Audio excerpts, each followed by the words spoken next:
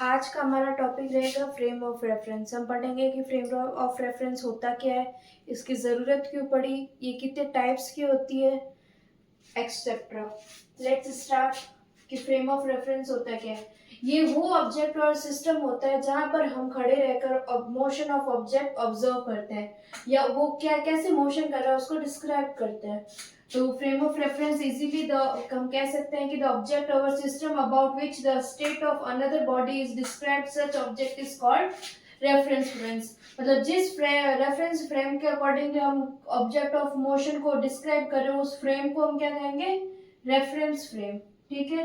अब हम नेक्स्ट जो वेरिएबल है वो हम पढ़ना है कि ऑब्जर्वर क्या होता है। तो ऑब्जर्वर वो पर्सन होता है जो कि मोशन ऑफ ऑब्जेक्ट को एक पर्टिकुलर रेफरेंस फ्रेम से ऑब्जर्व करता है, उसको हम ऑब्जर्वर कहते हैं। इवेंट क्या होता है कि हम किसी भी पार्टिकल के मोशन को या उसकी पोजीशन को टाइम के साथ लिखते हैं, या टाइम के साथ उसकी पोजीशन लोकेट करते हैं, या उसके मोशन को ऑब्जर्व करते हैं, तो वो क्या बन जाता है, इवेंट। नेक्स्ट हम पढ़ते हैं कि फ्रेम ऑफ रेफरेंस की जरूरत हमें क्यों पड़ी। अब हमें फ्रेम ऑफ रेफरेंस की जरूरत क्यों पड़ी उसका एक एग्जांपल लेके समझते हैं कि एक बस है, वो किसी v वेलोसिटी से मूव कर रही है। एक स्टेशनरी फ्रेम मतलब कि एक पर्सन है, सी इसको नाम दिया है मैंने, सी नाम का पर्सन है, वो एक स्टेशनरी फ्रेम मतलब रोड है, वो कहीं पर भी मूव नहीं कर रहा है, वो वहीं पर खड़ा है और इसके रिस्पेक्ट में है, वो बस मूव कर रही है। बस के अंदर दो आदमी बैठे हैं, उसको मैं नाम दे दिया, एक है ए एंड एक है बी। तो अब हमें फ्रेम ऑफ रेफरेंस की जरूरत क्यों पड़ी कि तो सी के अकॉर्डिंग है, हम भी नेम बी पर्सन को है ना क्या के मोशन को ऑब्जर्व करेंगे। तो सी क्या ऑब्जर्व करेगा कि जो बी है वो सम वेलोसिटी वी से मूव कर रहा है,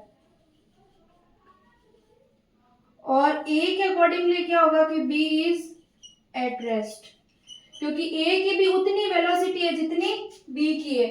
तो हम मोशन ऑफ ऑब्जेक्ट इस बात पे भी डिपेंड कर रहा है कि आप उसे कहां से ऑब्जर्व कर रहे हो, किस फ्रेम से ऑब्जर्व कर रहे हो। अगर आप क्या ना रोड स्टेशनरी फ्रेम से ऑब्जर्व कर रहे हो तो उसके अकॉर्डिंगली बी पार्टिकल आपको बी वेलोसिटी से चलता हुआ नजर आ रहा है। लेकिन अगर आप उसी के साथ बस में बैठे हो और उसके मोशन को ऑब्जर्व कर रहे हो तो आपको वो रेस्ट पे दिख रहा है, क्योंकि आप भी उसी वेलोसिटी से मूव कर रहे हो।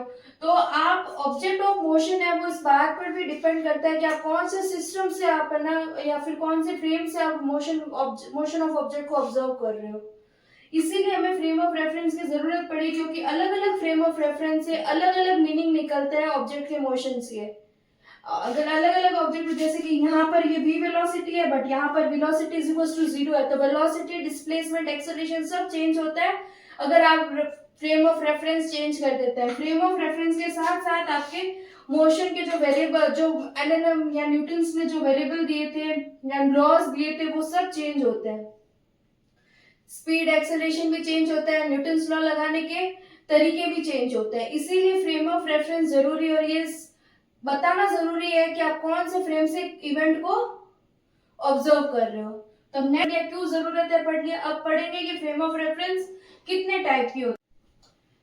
फ्रेम ऑफ रेफरेंस दो तरीके की होती है, inertial frame of reference and non inertial frame of reference. Inertial frame of reference वो रेफरेंस फ्रेम होती है जो कि कांस्टेंट स्पीड के साथ मूव करती है या कांस्टेंट वेलोसिटी के साथ। ये फ्रेम एक्सेलरेट नहीं करती है, एट मींस एक्सेलरेशन जीरो होता है, और एक्सेलरेशन जीरो है मतलब वेलोसिटी कांस्टेंट है। और इस रेफरेंस फ्रेम में अगर हम किसी भी पार्टिकल या ऑब्जेक्ट का मोशन ऑब्जर्व कर रहे हैं तो उसके पार्टिकल के ऊपर न्यूटन्स लॉ ऑफ मोशंस की जो इक्वेशंस होती है वो वैलिड रहेगी।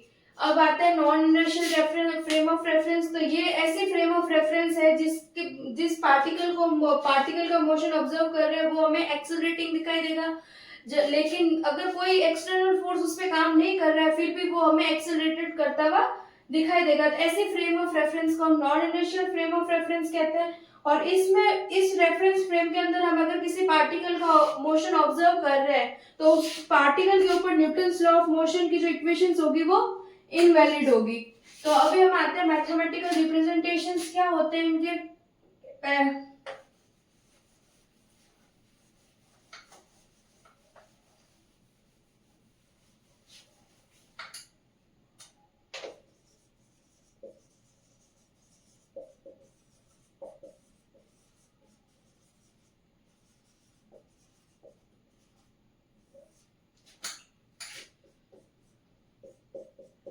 एक्सेलरेशन को क्या लिखते हैं ma। एक्सेलरेशन क्या है यहाँ पर 0। तो हमें ये पता है कि क्या ये हम वापस इसको प्रूव कर रहे हैं कि क्या फ्रेम ऑफ रेफरेंस है वो कांस्टेंट स्पीड से मूव कर रही है या नहीं कर रही है। अब एक्सेलरेशन 0 है, फोर्स निकाल रहे हैं हम, फोर्स हम फाइंड आउट कर रहे हैं, एक्सेलरेशन हमें 0 दे रखा है तो फोर्स भी 0 होगा। और फोर्स 0 कब होगा, या तो एक्सेलरेशन 0 है मास, क्योंकि मास तो कभी 0 हो नहीं सकता, दैट मीन्स ऑब्वियसली बात है कि एक्सेलरेशन 0 होगा। तो एक्सेलरेशन को हम क्या लिख सकते हैं dv/dt। जब किसी भी वेरिएबल का डेरिवेटिव 0 है, दैट मीन्स वो वेरिएबल क्या है कांस्टेंट।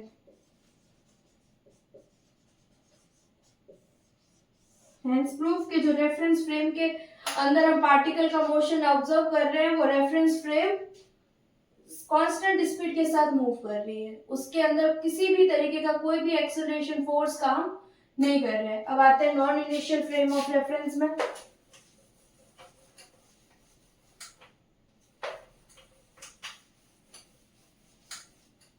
माना कि है ना एक एस डैश नॉन इनर्शियल एक पार्टिकल है, वो मूव कर रहा है non inertial frame of reference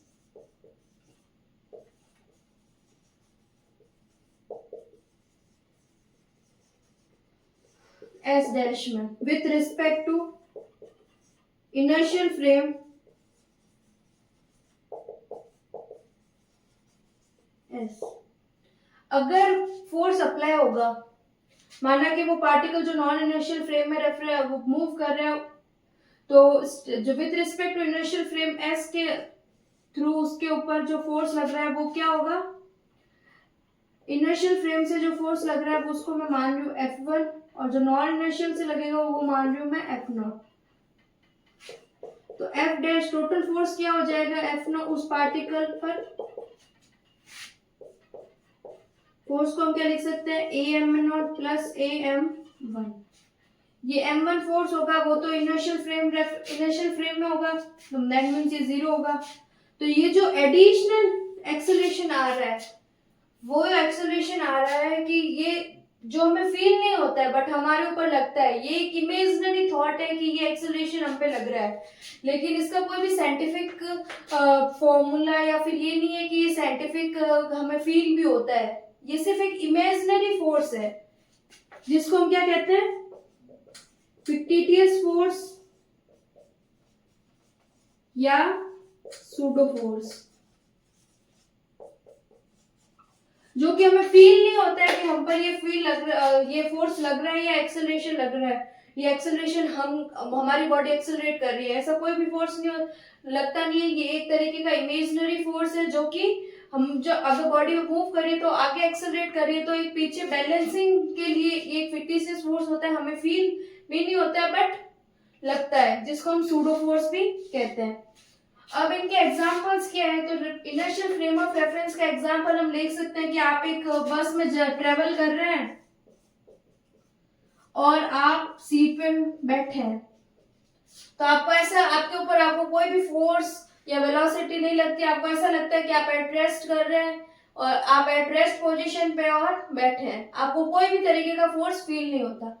non inertial frame of reference का आप लेंगे कि आप एक पैसेंजर हैं और आप किसी भी बस या ट्रेन में ट्रेवल कर रहे हैं खड़े खड़े, तो जब भी पैसेंजर क्या बस ब्रेक लगाएगी या बस को रोकने की कोशिश करेगी तो आप एक बैकवर्ड फोर्स फील करेंगे, या फिर जब भी आप खड़े रहते हैं तो आपको ऐसा लगता है कि आपको पीछे की तरफ से कोई फोर्स लग रहा है, तो उसी को हम क्या कहते हैं फिक्टिशियस या सूडो फोर्स।